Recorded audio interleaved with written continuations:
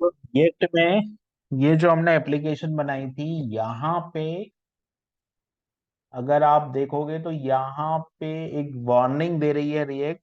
React कह रही है कि each child list should have a unique की प्रॉपर्टी, यूनिक की प्रॉप्स, है ना। ये इसका क्या मतलब है यहाँ पर? तो रिएक्ट ये कहती है कि जब भी आप यूएलएलआई बनाओ तो आपको एक यूनिक की करके एक प्रॉप्स देना पड़ेगा, यूनिक। अब इस की का क्या मतलब है यहाँ पे? इस की का मतलब ये है कि रिएक्ट जो यूज करती वो क्या यूज करती, वर्चुअल डोम यूज करती है। तो रिएक्ट कहती है कि अगर आपका कोई कंपोनेंट रेंडर हो रहा है और उसके अंदर यूएलएलआई है, तो रिएक्ट अपने एफर्ट को सेव करना चाहती है।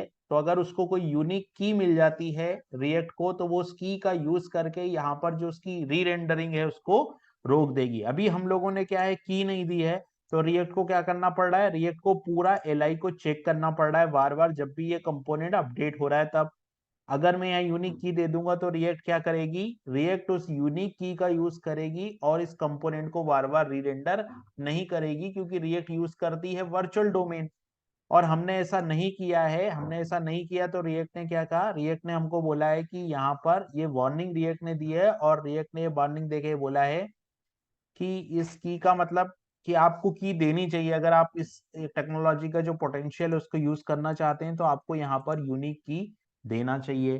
ठीक है, ये तो हो गई बात कि हमको जब भी हम एलआई बनाए तो हम लोगों को एक की जो है वो मेंशन करनी चाहिए। अब रिएक्ट कहती है कि वो जो की होगी वो क्या काम करेगी। तो जो की होती है वो, रिएक्ट जो की का यूज करती है वो आइडेंटिफाई एलिमेंट को ऐड करना, आइडेंटिफाइंट को अपडेट करना और एलिमेंट को रिमूव करना, उसके लिए इसका यूज करती है रिएक्ट। फिर रिएक्ट ने एक चीज और बताई है कि रिएक्ट ने बोला है कि अब ये जो यूनिक होगी कि वो क्या क्या नहीं हो सकता। तो जैसे मतलब अगर हम बोलें कि अगर हमको यूनिक देना है तो हम लोग कोई लूप लगा रहे हैं या कोई इंडेक्स बना रहे हैं, तो कोई इंडेक्स बना रहे हैं तो हम लोग उस इंडेक्स की वैल्यू वहां पर दे दें, है ना। तो अगर हम लोग उस की इंडेक्स की वैल्यू दे देंगे तो रिएक्ट बोलती है कि जो इंडेक्स वैल्यू है, मतलब जैसे अरे मान लो हम लोगों के पास कोई अरे है, ठीक है, ये मान लो हमारे पास में एक अरे है, और इस अरे में हमारे पास में मान लो कुछ एलिमेंट है जैसे कि 0, ये 1 0, ये कुछ एलिमेंट है, कुछ वैल्यूज है यहाँ पर, कुछ वैल्यूज है ये। और इन वैल्यूज में यहाँ पर क्या हो रहा है कि इसका एक इंडेक्स है यहाँ पे। तो जैसे 0 का है, 1 का है, 2 का है और 3 का ये है।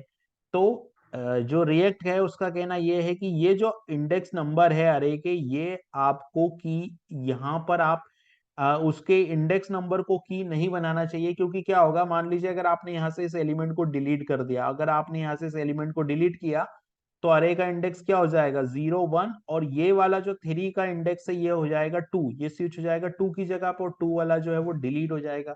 तो इस केस में रिएक्ट को वापस से रीरेंडरिंग को चेक करना पड़ेगा। तो रिएक्ट ये कहती है कि आपको ऐसा नहीं करना चाहिए कि आप यहाँ पर इस तरह से अरे के इंडेक्स को आप की बना दो, तो ये तरीका सही नहीं है। उसके बाद में अरे कहती है कि यहाँ पर आप मैथ डॉट रेंडम का एक फंक्शन होता है मैथ डॉट रेंडम, तो मैथ डॉट रेंडम को भी आपको यूनिक नहीं बनाना चाहिए, क्योंकि मैथ डॉट रेंडम भी जो होगा वो हर एक रिक्वेस्ट पे जो है वो उसकी वैल्यू जो है वो चेंज हो जाती है। तो रिएक्ट कहती है कि मैथ डॉट रेंडम को भी आपको की नहीं बनाना है और अरे के इंडेक्स को भी आपको की नहीं बनाना है। और जो की कोई ना कोई वैल्यू जो देनी है वो यूनिक वैल्यू आपको की देनी है।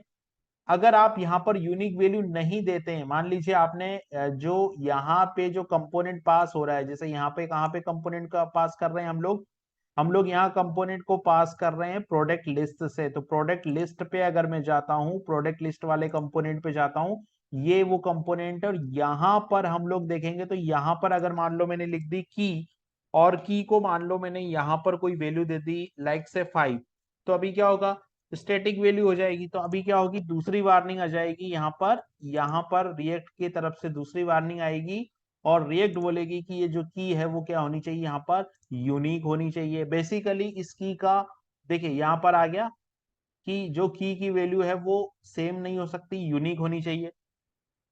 तो इस की को देने के लिए वर्चुअल डोम जो है मतलब डोम को रेंडर करने में एफर्ट कम लगे, वो रिएक्ट चाहती है, इसलिए रिएक्ट हमको बोलती है कि यहाँ पर इसको आप यूनिक दो। तो मैं क्या करता हूँ, इसी एक्स को दे देता हूँ। तो अभी हाल फिलहाल तो हमारी की यूनिक है, क्योंकि हमारे पास में यहाँ पर एक्स की वैल्यू मिल रही है। तो ये यूनिक हो जाएगी, तो अभी ये वार्निंग है वो चली जाएगी। अगर मैं पेज को सेव करूंगा तो आप देखिए ये वार्निंग यहाँ पर चली गई। तो ये जो की है वो यहाँ पर रिएक्ट के काम में आती है। अच्छा, अब दूसरी चीज हम बोलते हैं कि अगर हम लोग की यूनिक नंबर तो दे रहे हैं, तो हम लोग अगर सोचे कि हम लोग हमारे कोड में भी इसको एज ए की कहीं और यूज कर लें, तो वो लोग हम यूज नहीं कर सकते, क्योंकि ये जो की है इसको हम लोग एक्सेस नहीं कर सकते, है ना। सिर्फ हम लोगों को इसकी वैल्यू को इनिशियलाइज करना है।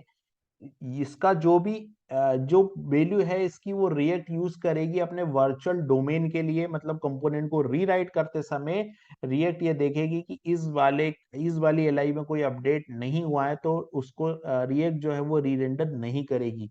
इसलिए इस की का उपयोग डेवलपर नहीं कर सकता, ये सिर्फ रिएक्ट के इंटरनल पर्पस के लिए है।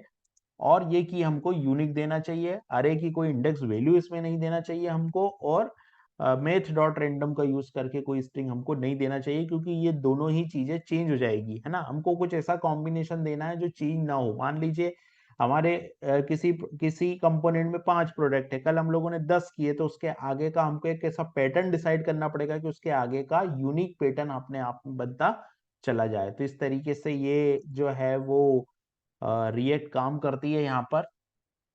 तो ये है यूनिक की का कंसेप्ट।